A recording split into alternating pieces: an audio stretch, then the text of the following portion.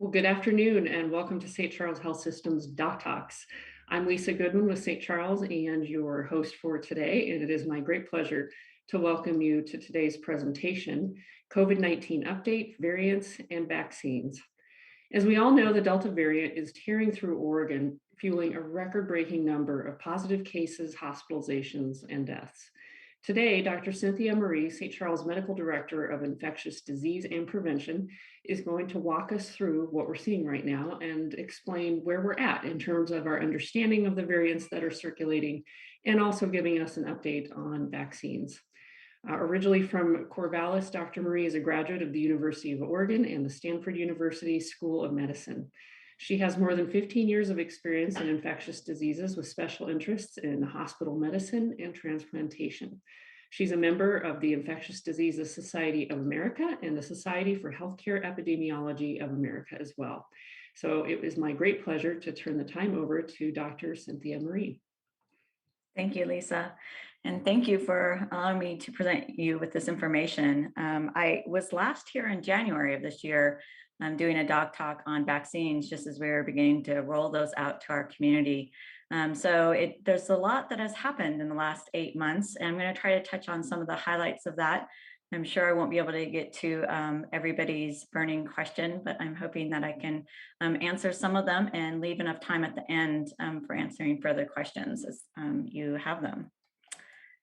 So we'll just do a little level setting here so we make sure everybody is on the same page of what the coronavirus is. And the coronavirus is part of a family of viruses that are named for the spike-like proteins on the surface, as you see in that picture there.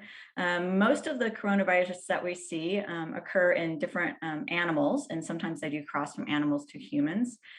They usually cause a more subtle disease, usually something like a cold or respiratory symptoms that are fairly mild. There are 4 main subgroupings.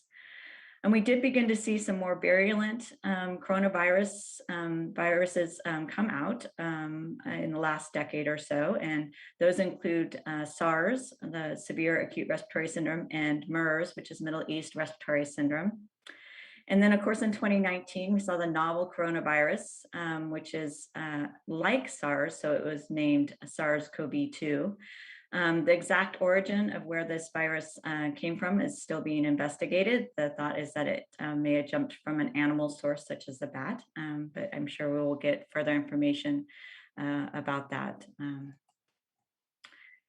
And so kind of with that as our background, what are all these variants that people keep talking about, and why do we have variants? So variants change and mutate, and viruses change and mutate over time. So as viruses replicate, they have errors in their genetic coding, which leads to different versions of the virus. And some of these new variants will actually cause increased survivability of the virus, of that variant. And so they will emerge as significant variants, and others will disappear.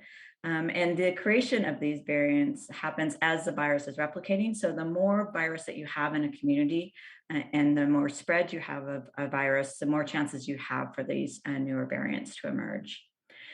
Scientists have classified these variants into 3 major classifications that you may have heard thrown around, and that's the variants of interest, or VOI, the variants of concern, VOC, or the variants of high consequence, VOHC.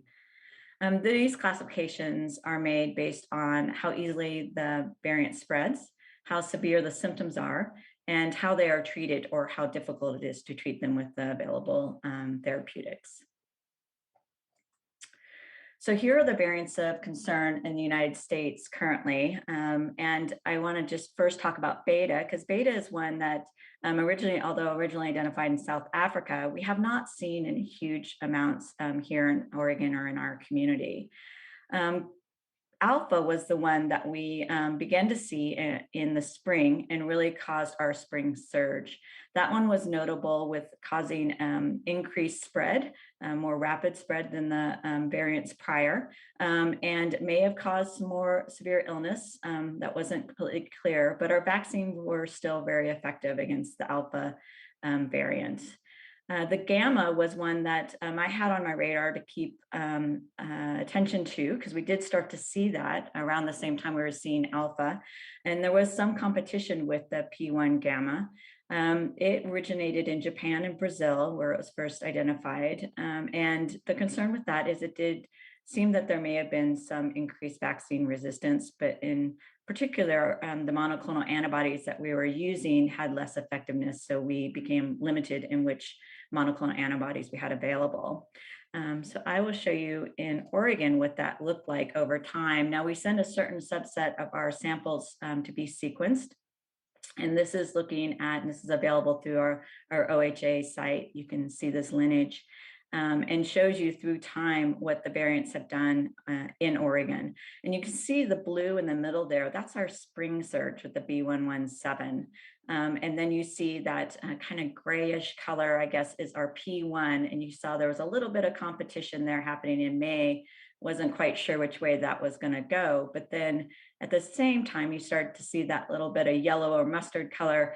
And that is the Delta that very quickly overwhelmed all the other variants that were around.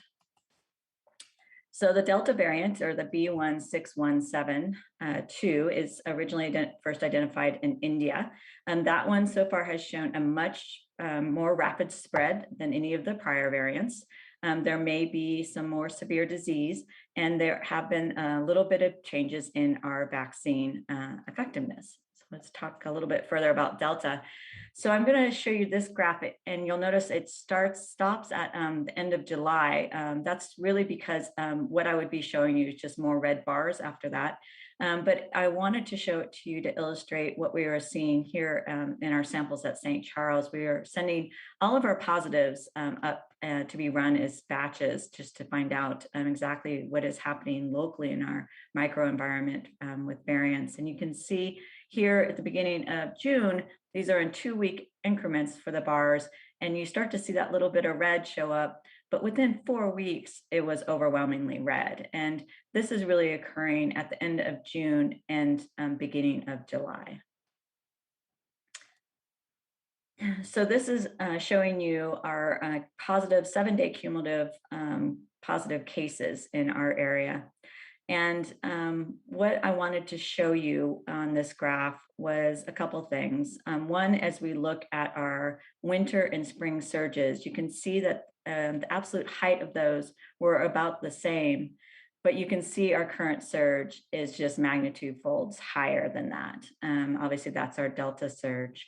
And really what's important about looking at this, kind of going back in time and looking about what was happening as Delta was really taking off in the end of June, beginning of July, we started to see the spread of Delta in our community and the positive cases during that period of time.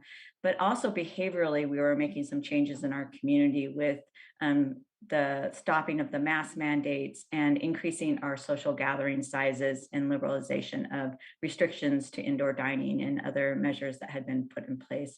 This was all kind of happening at the same time the Delta variant was really beginning to take off in our community. So what do we know about the Delta variant that might be different than other variants? And if it wasn't a variant that's causing so much disease and destruction in our community, honestly, it's one that's pretty much to marvel at its ability to survive and overtake all other variants. And there are a number of mechanisms for why it's doing this so well. And one of them has to do with increased transmissibility. So when we look at the R naught, and you may have heard that term said a number of times when talking about transmissibility of viruses, and it really has to do with looking, if you have one person, how many people would they infect? And you can see in our original strains that R naught strain that our R naught was around 2 to 3. But as we get to the Delta variant, we start to see R naughts get up to 6 to 9 in some studies. And so that increased transmissibility was one thing that led to the rapid spread. In addition, what we see is that people, when they get infected with much higher viral loads. So as much as 10-fold higher viral load for the Delta variant compared to the wild type.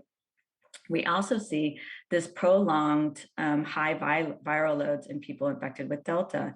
So before we used to think at 14 days most people were going to be not infectious from the virus anymore because their viral loads decreased.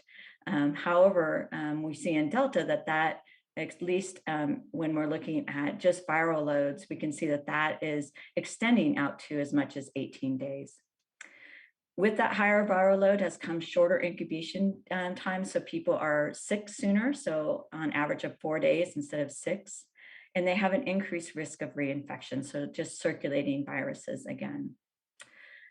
We also have an increased breakthrough symptomatic infection, and the studies have shown that those people that have been fully vaccinated that do have a breakthrough case look like they're carrying about the same level of viruses as those who are unvaccinated. So what we saw initially with the Alpha variant, where we saw decreased transmissibility if you were fully vaccinated and got infected, this may not hold true for the Delta, given that there's the same viral load that we're seeing in those two populations.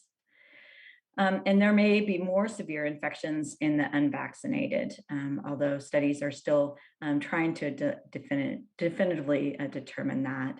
And we may be seeing more severe disease in our pediatric population. Again, that's still being studied. Luckily, so far, our vaccines do still seem to be protective against severe disease and hospitalization and death. And this is a graphic that I think just helps to try to put when we're talking about transmissibility or effectiveness of a virus, what are we talking about? And as we know, if viruses become more deadly, so they go up on this scale, on the Y scale, and such as MERS or Ebola, those are actually a lot easier for us to contain as outbreaks because people die too soon. They die before they can really start transmitting the virus around. As viruses are less deadly, people can spread those and still be walking and not and be out in our community. And the least deadly of those on here is the common cold. Now, when you look at how transmissible a virus is, having to do with the viral load and other determinants of the virus, you can spread that much faster. So you can see here that the Delta variant is much more transmissible than the ancestral strain of the SARS-CoV, and on the level of more than smallpox, but probably a little bit less than chickenpox, kind of in that area there.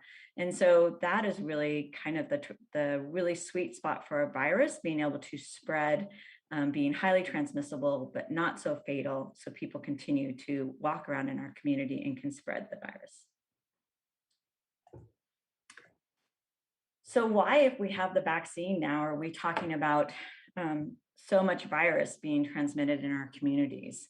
And I think that this graphic is really helpful for people when they're both confused by that and frustrated by that, to kind of look at what is happening with the protectiveness of the vaccine in communities. In this graph here, you see that as a state is more vaccinated along the x-axis there, so up to the blue state there, I'm not sure who that is, I can't remember if that's Maine or who that is, but the more vaccinated states are having less caseloads, and the less vaccinated states in the red there are having increased caseloads.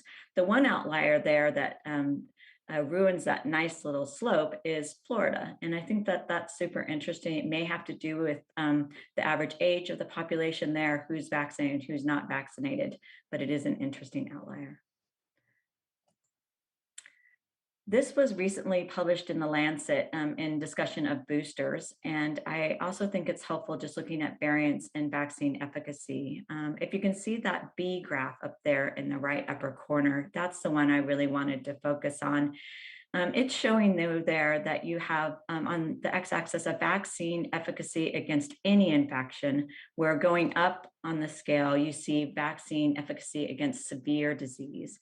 And so as you can see, like with gamma, you have less effectiveness of the vaccine against severe disease and against any infection. When you're comparing alpha and delta, you can see there's a little bit less effectiveness for delta against any infection, but it's almost on par with alpha for severe disease. This is another table where I took out some data of the most recent studies looking at vaccine effectiveness in the time of Delta.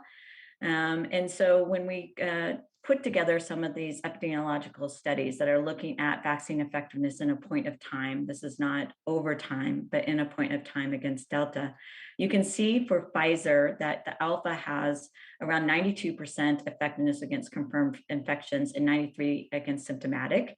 And that in Delta has dropped down to 79 and 88. In Moderna, you see about 89%, 87%, not much of a change for symptomatic breakthrough infections. For hospitalizations for all vaccines, that would include also our viral vector vaccines, you see around a 95% for both Alpha and Delta. And this again is another graph that just illustrates the advantage of vaccination for protecting against disease and hospitalization. This also was during the time when we had Delta circulating, and you can see there was an 8-fold reduction for disease incidence, a 25-fold reduction for hospitalization, and a 25-fold reduction for death incidence for vaccinated versus unvaccinated persons. Another thing to consider when we talk about proportion of people in the hospital, that it will change depending on the amount of people in your community that are vaccinated. And so as people become more vaccinated in the community, by reflection, you will see more of the people hospitalized will proportionally increase that are vaccinated. So how about variants of interest? I know that you've probably heard of a couple of variants that people have been publishing out there that may be of concern. And these variants of interest have, one is Lambda. In August of 2020, this was identified in Peru, and it's been mostly seen in South America and predominates as the strain in some countries. The WHO designated this a variant of interest in June of 2021. Currently, we have less than 1% of these infections in the United States. It does have increased vaccine resistance, which gave it that variant of interest and designation. I have to say that I have been watching this variant with some interest now throughout the summer, and we have had a few cases here in Oregon, but it just has not taken off. I don't have a lot of concerns about this variant right now, just because I have not seen it being able to transmit it as well as the Delta variant and squash all other variants like Delta. It just has not had that robust transmissibility. The Mu is also of concern, mostly because of its vaccine resistance, and it was first identified in Colombia in January, and it's now seen in over 40 countries.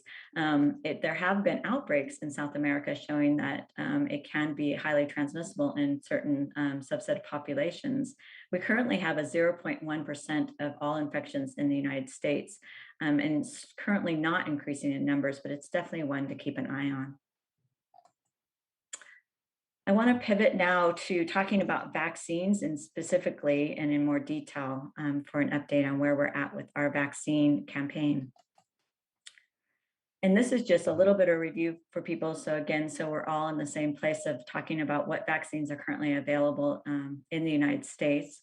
One of the workhorses has been the messenger RNA vaccine, which teaches your cell to create a harmless piece of spike protein, which is then displayed on the cell surface, and your immune response reacts to that, creating antibodies and humoral immunity in your body. This is not a live virus, and it cannot give someone COVID-19, and it does not interact with your DNA in any way.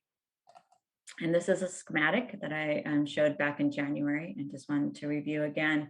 I really like this because I do not think it's overly simplified or too detailed, but shows you the basic mechanism of what happens with the mRNA vaccine. You can see up at the top that you have a protein sugar lipid layer that protects that mRNA encoding mechanism. When that goes to the host cell, it goes in and uses the host cell's machinery to translate the spike protein, which is then displayed on the cell surface. And that is where your immune system reacts with that spike protein. The other vaccine that we have available right now is our Johnson & Johnson, or Janssen, and that's a viral vector vaccine. This is using a deactivated adenovirus as the transporter. So instead of having that envelope that's made of just salts and lipids, this is made of an adenovirus deactivated vector. This goes to the host cell and again creates the mRNA vaccine. It cannot give you COVID-19 as there's no live virus there. The advantage of having that viral vector is that it increases stability, so there's not as many requirements for storage, and this can be transported in longer distances. And this is just a schematic again showing how the viral vector vaccine works in the human body, where you can see you have that adenovirus deactivated vector that is injected into the human body, goes to the host cell, creates the spike proteins again creating your antibodies against the COVID-19. And this is a snapshot. It's a little old. It's August 26th, but I just wanted to show you mostly to give you an idea of the numbers of volume we are administering in the United States for the total vaccines administered. And also one of the questions I get is, how much are we giving of each? And this really shows you that the mRNA vaccines, Pfizer and Moderna together, have really been the overwhelming majority of the vaccines we have administered in the United States. You can see Johnson & Johnson down there at 14 million. And this is a breakdown by who's been getting it according to age. And it's no surprise that our older population has been getting vaccinated at an increased rate compared to younger population. This is a graph of more recently, September 15th, that shows you our vaccine campaign here in the Tri-Counties by county. You can see that our most vaccinated area is definitely Deschutes, and that again is mostly because of our older population has been taking up the virus in almost 100% for some of our age categories. And we also have Crook is at about 54%, so a total around 71% for our tri-counties. And that does not include the younger than 12, so that's only 12 and older. So our entire population is lower than that. What we do know with the Delta virus, with its increased transmissibility, we're really looking to need to have that around 85%. So we're very far from that mark for our total population. Before we started with our Delta surge, we estimated we had about 65,000 people who were not vaccinated in our tri-counties or had not been exposed to COVID-19 yet. So we're naive to the COVID-19 virus. This is a table I put because I found it very difficult to find all of this in one place. And so I tried to put it together on one slide to show you the three vaccines as a comparator. And it really shows you our two vaccines at the top there, the mRNA vaccine. The Pfizer has now received the full FDA approval for the 2-dose series. Then shows you the Johnson & Johnson down there as a viral vector and the 1-dose series. You can see the difference in the percentage of side effects that were reported in the studies that evaluated these vaccines. And most notably, you can see that Moderna has a little bit increased side effects from Pfizer, and Johnson & Johnson has fewer than either of the mRNA vaccines. And then when you look at adverse events, what are we picking up in our VAERS? And the one that has been reported now for the mRNA vaccines is the myocarditis pericarditis, which we have seen mostly in younger men, 20s to 30s, at a rate of about 12.6 cases per million.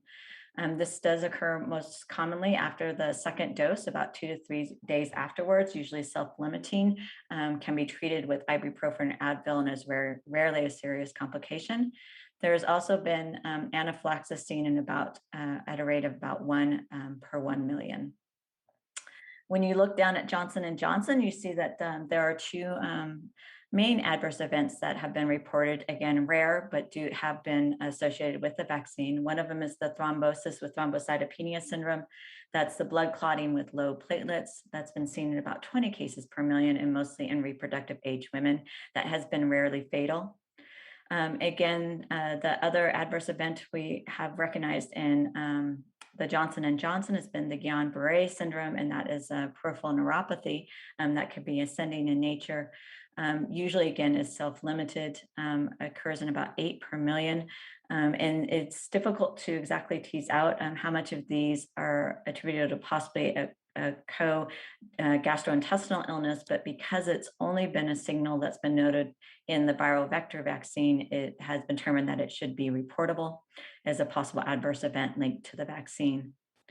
What are the pros and cons between these different vaccines? Well, I think when you look at the mRNA vaccine versus the Johnson & Johnson, you will see that 2-dose series versus 1 dose. You can see that the symptoms that you may experience after the vaccine will be less with the Johnson & Johnson, higher with the mRNA, and likely higher with the Moderna versus the Pfizer. That's really thought to be because you have a 2 to 3-fold increase in the concentration of the Moderna vaccine versus the Pfizer vaccine, but that may also be leading to some higher efficacy over time for Moderna. Overall, they have a similar risk profile as far as adverse event for the 2 mRNA vaccines. This is a table that you can readily find on the CDC that will show you all the ingredients in the vaccines, the 2 mRNA vaccines and the Johnson & Johnson. As you can see here, the ingredients are fairly simplistic. They do not have any metals. There's no eggs, animal product. You do have in the Johnson & Johnson, the viral vector that's deactivated as your viral vector. And then the ingredient that we think if you're going to have an allergy to, people may be reacting to is the polyethylene glycol, the PEG that is in the mRNA and the polysorbate in the Janssen vaccine. So if you have a severe allergy to that, it's recommended that you do not receive those vaccines. So as a general guidance, who should not receive the COVID-19 vaccine? The recommendation that is if you've had an immediate or severe allergic reaction to the first dose, you should not receive a second dose. And if you have a severe allergy to one of the components of the vaccine, you should not receive the vaccine. There has been new guidance out for special populations.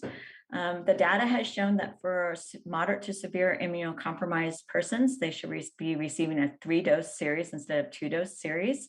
Some people refer to this as a booster, but I would rather refer to it as a 3rd dose because I think going forward, this will be recommended for that population to be a 3-dose series.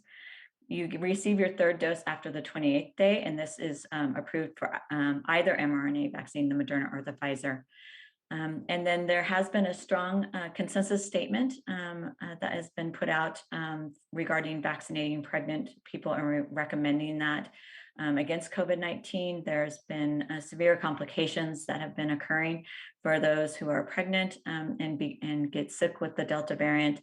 So there's currently a strong recommendation from at least 22 societies, including the American College of Obstetricians and Gynecologists. So I'm now going to turn a little bit to talk about kiddos in our pediatric population we're seeing in Delta variant and in terms of vaccines. So this is a graph showing what we are seeing at St. Charles. And you can see here, we have seen an increase in our pediatric population in the emergency room with a diagnosis of COVID-19. Thus far, unfortunately, we have not seen that correspond to a huge increase in hospitalizations.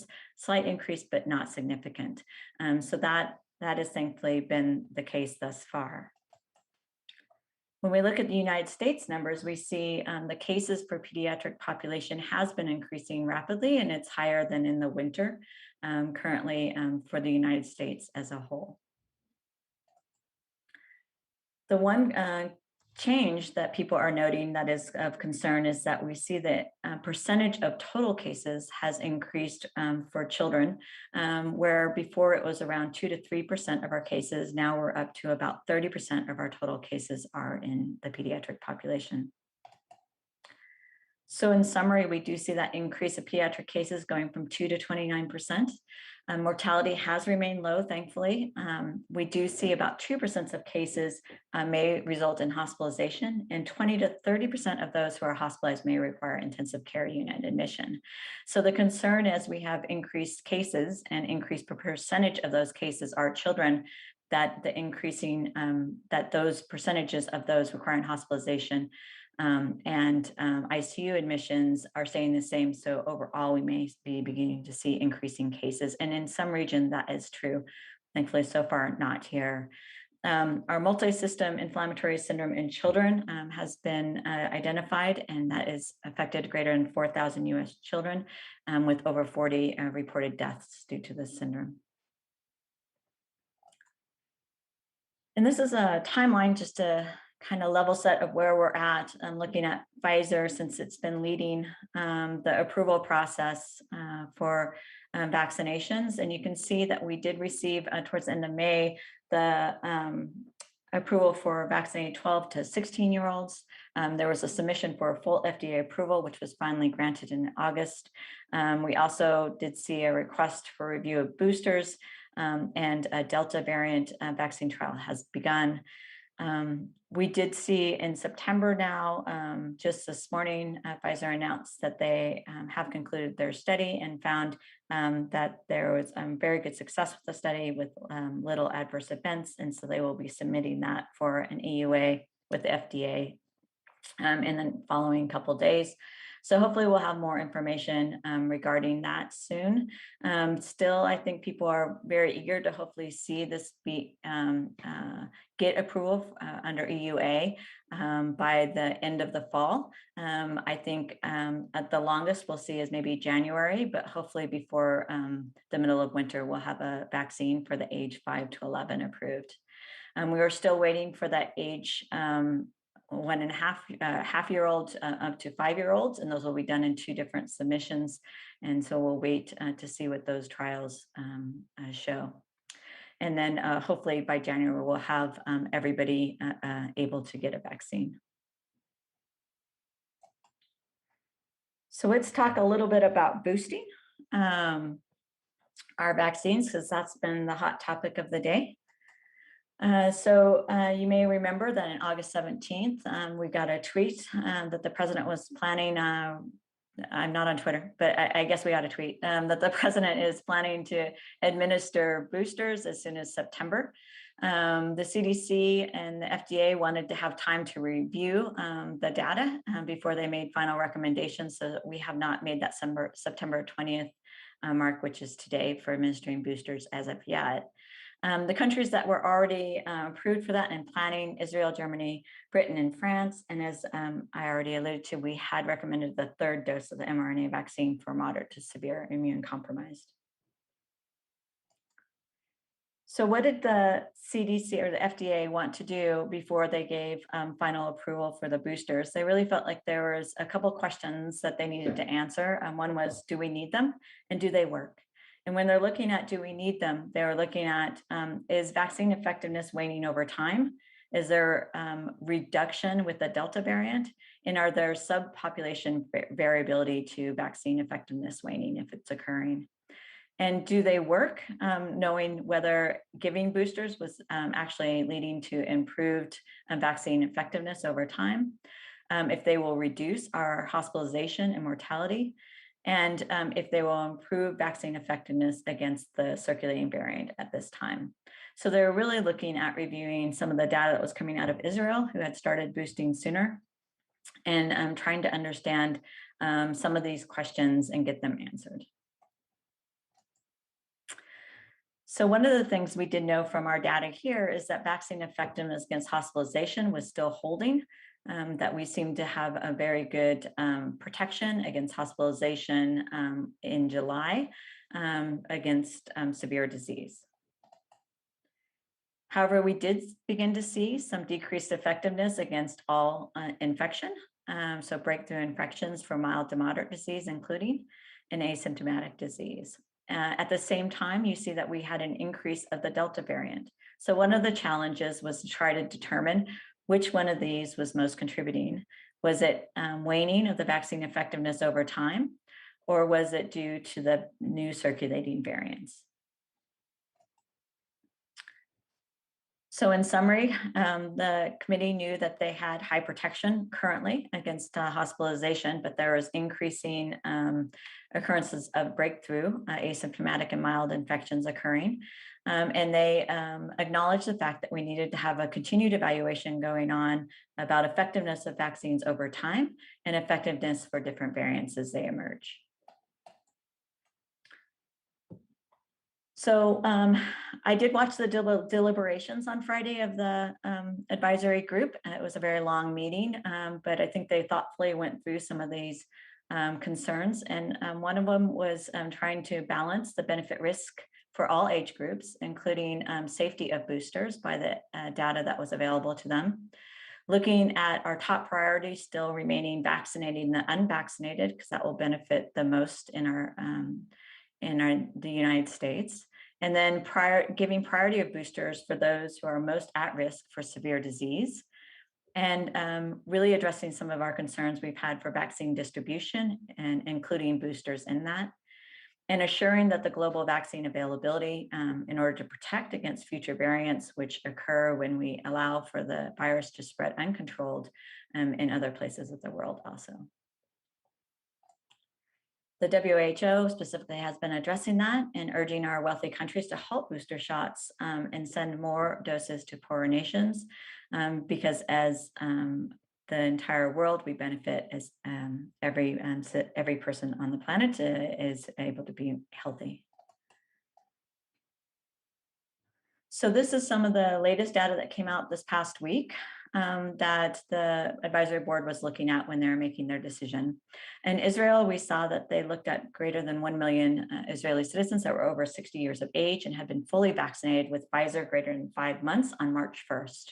They compared those who had received a booster and those who had not on July 30th or later, and found that at day 12 post-booster vaccine effectiveness had increased back to greater than 95%. It is still not known how long this effect will last. It's not known what the safety of boosters will be in larger populations, and it's still not known the safety and efficacy for younger populations, as this was only looking at those greater than 60 years. Another study that they were considering was this study that was taken out looking at those without immune compromising conditions and hospitalizations in the United States. And what you can see here is that when we look at Moderna, for people who are fully vaccinated, when they get to be greater than 120 days after a full vaccination, they still have a vaccine effectiveness against hospitalization around 92%. However, when you compare that with the Pfizer at greater than 120 days, you see that drop down to about 77%. Interestingly, we don't have that length of time for the Johnson & Johnson, but at greater than 28 days, we see the vaccine effectiveness stay about the same in the high 60s to the low 70s. So they were asked 2 questions. The first one was, do the safety and effectiveness data from the clinical trial, this is the original trial, support approval of the Pfizer booster dose administered at least 6 months after completion of the primary series for use in individuals 16 years of age and older? So this is that broad application allowing anybody to actually receive the booster. And overwhelmingly, the committee voted no on that. They just felt they needed more information for different age populations and more information on safety over time and efficacy of boosters. So they're asked another question. Based on the totality of scientific evidence available, including the safety and effectiveness of data from the clinical trial, do the known and potential benefits outweigh the known and potential benefits of Pfizer COVID-19 vaccine booster dose administered at least 6 months after completion of the primary series for use in individuals greater than 65 years and older, and individuals at high risk of severe COVID-19, including those at high risk due to occupational exposure? And overwhelmingly, 100% of the committee members voted yes. So that advisory committee's recommendations will be forwarded to the full FDA for consideration this week, and we'll be awaiting their approval, which they usually consider the advisory's ruling and agree with it. So what's the plan? How do we get out of this pandemic? Here we are in one of our biggest surges. We have vaccines, we have masks. What do we do here to finally find our way out? So this is President Biden's 6-point plan that he recently put out. And one of the bigger parts of this plan is the vaccinating the unvaccinated. So trying to increase vaccine mandates for workplace situations in order to keep workers safe and at healthcare settings. Really for those who participate in Medicare and Medicaid, they will be requiring to have a vaccine mandate. Further protecting the vaccinated, so that's the booster plan that we were talking about. So once that's finalized, making sure that everyone can access a booster and they know how to access a booster. keeping our schools safely open. This is really requiring employees to get vaccinated, and having a readily available testing program for students. And then once the vaccines are approved, getting those distributed to our younger population. Increasing our testing and requiring masking. This, as most people might know, it's very difficult right now to get an at-home test. They're not readily available. Our supply is not keeping up with our demand. So really trying to expand the access to testing for everyone, make it affordable, and then increasing the requirements for masking on travel and in public spaces. And then protecting our economic recovery, and then trying to help deploy monoclonal antibodies and support hospital systems that are currently overburdened with COVID-19 cases. So that's the whirlwind tour of the update. And I just wanted to say, if you know a caregiver, or even if you don't, if you can reach out to a caregiver, this has been really a difficult time for the caregivers in our community and throughout the United States, but particularly here at St. Charles. I round frequently in the hospital and see the burden this has really put on a lot of our caregivers, and how tired and fatigued they are, but how dedicated they are to what they do, and just have so much respect and admiration for these people.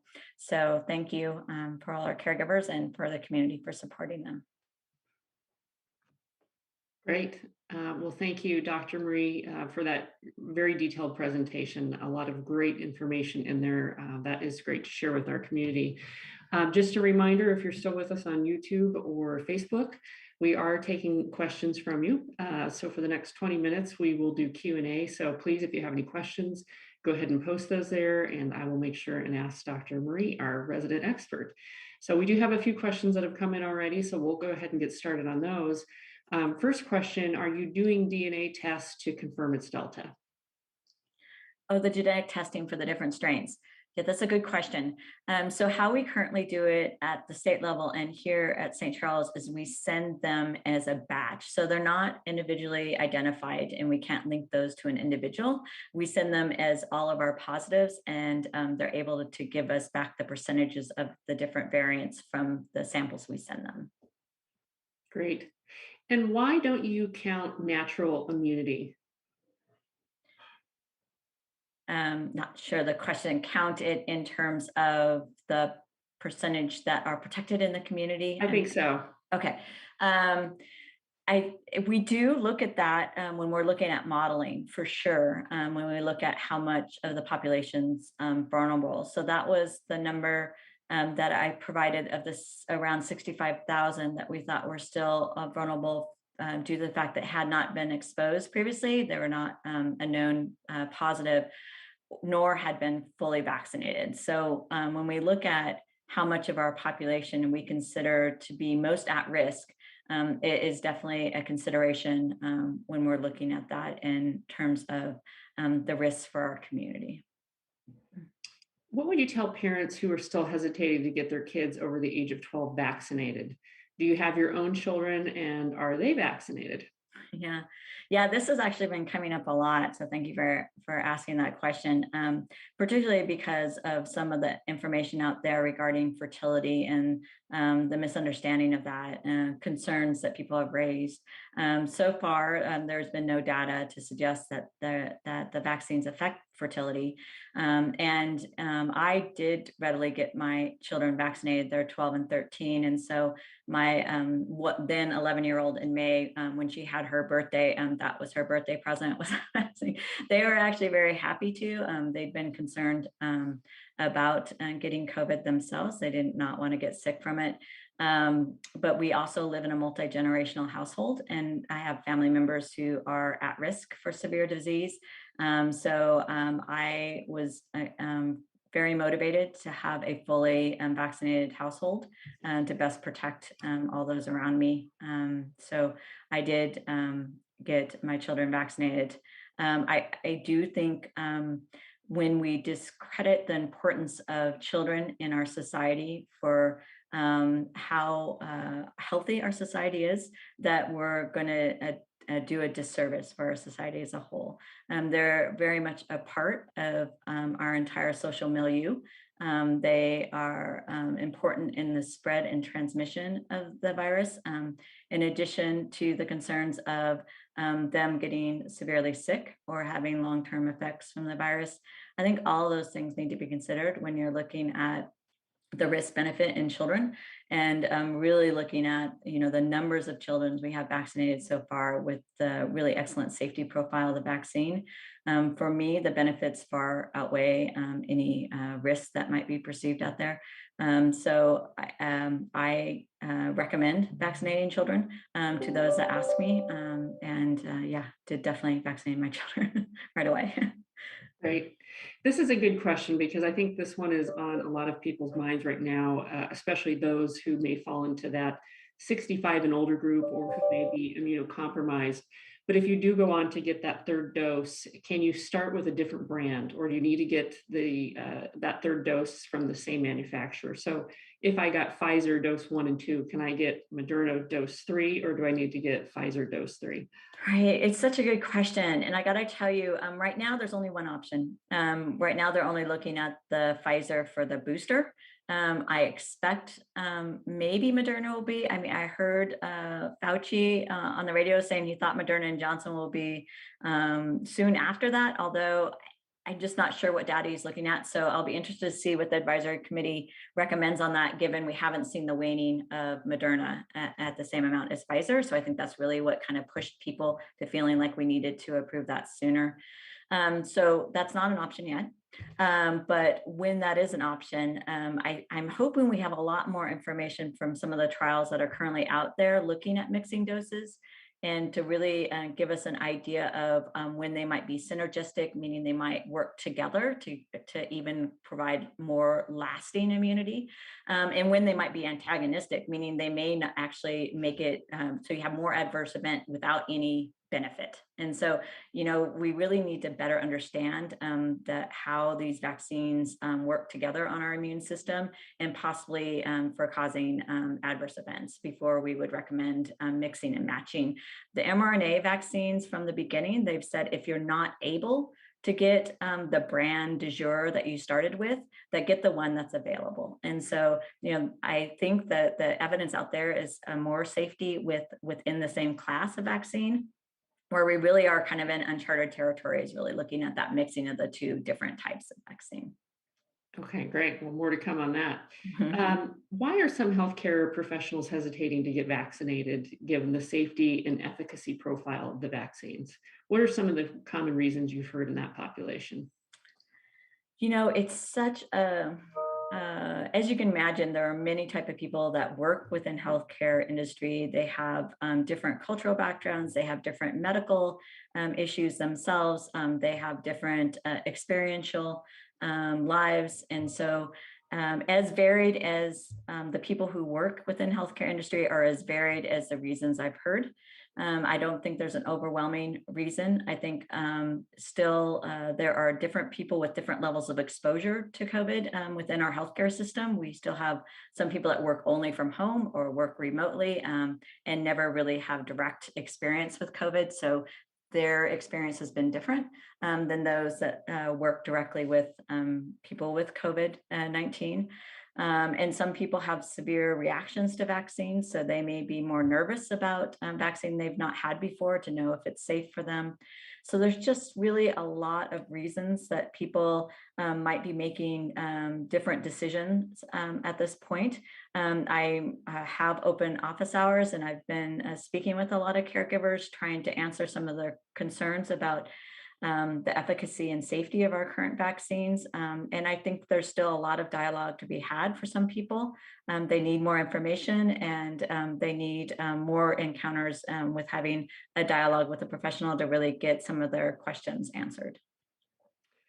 A couple questions from people in our audience who are considered probably immunocompromised. One from a cancer patient, went through 4th stage cancer, chemo, radiation, and then yet another person who said they don't have a spleen.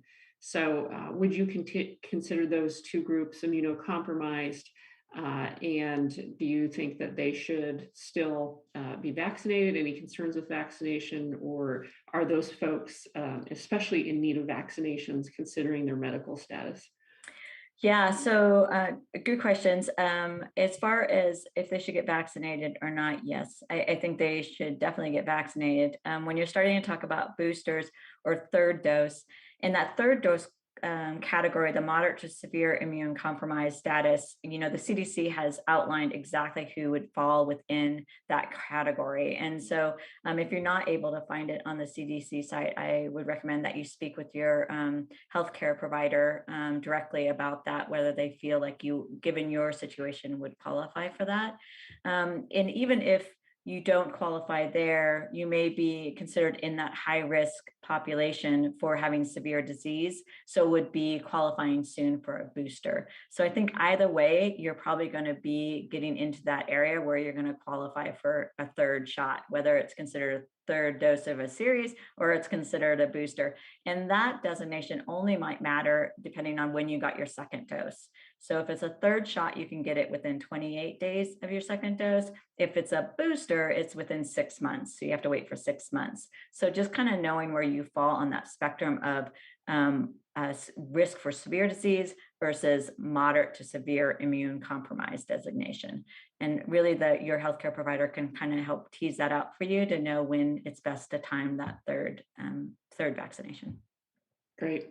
Can we assume that vaccines will become another flu vaccine that we take regularly, and why or why not? That's a good question. And I think that that's one of the questions that the advisory committee was really getting at, trying to understand how many vaccines are we going to recommend in the future, and when is that going to be? Are we going to start recommending every 6 months that people get a booster? Are we going to be able to track the waning and efficacy against different variants to really know our timing of recommendations for future vaccines? And I don't think anybody knows the answer to that question yet. I think the jury's still out. I do think until we get our numbers down and we start to see us controlling the spread of this virus throughout the world, that we'll be seeing, probably at least a yearly vaccine. That's just kind of my feeling on it. I can't tell you for sure that's going to happen. But, I'm hoping that if we start to see us really get on top of the spread of this vaccine and new variants showing up, that we won't need to get the vaccine as often. Great. A question from a viewer: what is the term endemic, and when do you see that happening here in Oregon? Where a virus is just something that is here all the time. Yeah, I don't know at what point we would put a designation that a virus is endemic. It's definitely not under control. So it's spreading rapidly throughout the world. So it gives it that pandemic designation. When we see viruses crop up as outbreaks, frequently in one area, but they are controllable and relegated to just one area, I think that's when we start to look at viruses being endemic. But we're not there yet. It'll be interesting to see what the future holds for this virus and whether we can see it completely go away, or this will continue to be a virus that's in amongst us for years to come. Great. Just a comment from a viewer: thank you once again to St. Charles and Dr. Maree for another informative doc talk. Thank you. We appreciate that. And we really appreciate Dr. Maree and her expertise. Next question: if authorized, would you recommend kids 5 through 11 receive the Pfizer COVID vaccine? So given the clinical trial data that we've seen so far, how confident are you in the vaccine for this age group, and do you recommend it? Yeah, I really like the fact that they're trying with a much smaller dose for Pfizer, so the kiddos aren't having more side effects than the older kids. So that's excellent, and I think that's really encouraging that they're not having more side effects, that we're not seeing more adverse events. So if the safety profile, once the study is released, looks very similar to what we've seen for our other vaccines, in those other populations, this vaccine in those other populations, then yes, I would recommend getting vaccinated. I think that the sooner we can stop the spread in our schools and allow our kids to take away the masks and be safe in school, the better for our community. So. Dr. Maree, I know a concern with the Pfizer vaccine in the younger population was the incidence of myocarditis. So can you speak to that concern specifically, and how many kiddos are we seeing myocarditis? To what extent are they getting it? How long does it last? How severe is it? And should that be a deterrent in choosing whether to get their kids vaccinated? Yeah, I don't think it should be a deterrent at this time. It is very rare and it is self-limiting. And the risk of getting myocarditis or pericarditis is higher if you get infected with COVID-19 itself. So we know that the vaccines overall are still protective against that as a complication. So I still recommend that if that is a concern, that I recommend it even more to protect against that happening. We have seen that happen in our community. I don't have the absolute numbers, but again, it's been rare. And I think that was one of the considerations that advisory took when they were looking at extending the boosters shots to younger populations. We really need to know the benefits for younger populations to boost. Do they really need it yet? Are they having a waning of the effectiveness as much as the older population?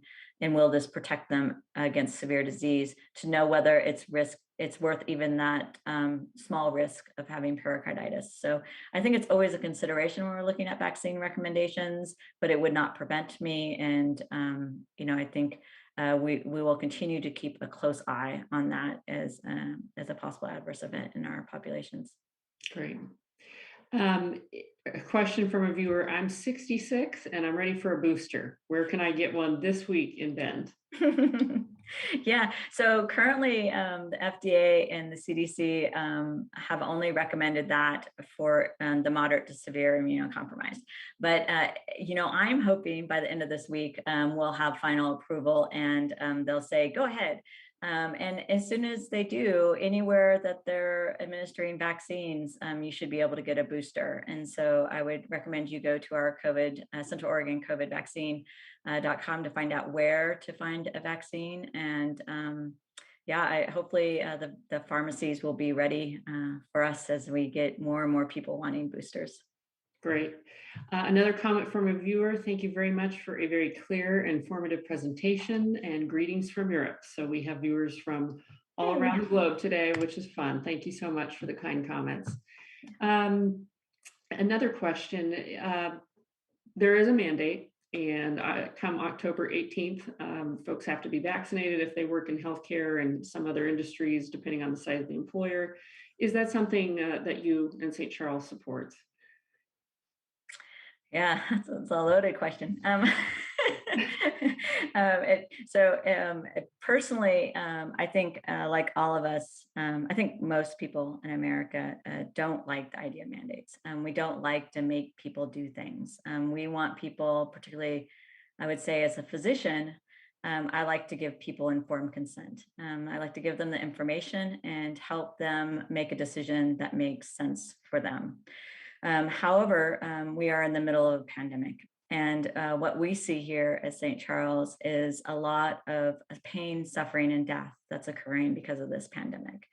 We have had this stalled immunization campaign that has been concerning for me since May, and since we first started talking about withdrawing some of our behavioral precautions, such as masking, is that we weren't getting enough people vaccinated fast enough to protect our communities and to keep from happening what we are seeing currently, our hospitals overwhelmed, not being able to service the people who need healthcare because we just had too full of a hospital. And that's causing severe pain and suffering for people in our community, which is just heartbreaking. So, you weigh the need for doing something that you don't particularly like to do, like a mandate, with the need to keeping access to healthcare and all of us being able to get the best healthcare possible in our community. And when I weigh those two things, I say that's the necessary thing. And if that's what it takes to get people vaccinated and to allow us to provide care to everyone in our community, then that's what we have to do. So it's unfortunate we're here. It's unfortunate we couldn't get rid of this virus before we had to get there. But I think that is the true place where we're at right now. Okay, great. Well, we are definitely bumping up against time here. So I just want to thank everyone once again for joining us today. We very much appreciate having you with us. We hope you learned something new about the vaccines and the variants today. We will be posting a recording of this on our website and our Facebook page. So if you want to share it with someone or you want to review parts of it again, please know you can access it there. Thank you, Dr. Maree, once again for your time and expertise. This information is always valuable to have. And we encourage you to join us again in November for our next Talk. We'd love to have you there again, and we will see you soon. So thank you so much. Have a great rest of your Monday, and we'll see you back here in November. Thank you.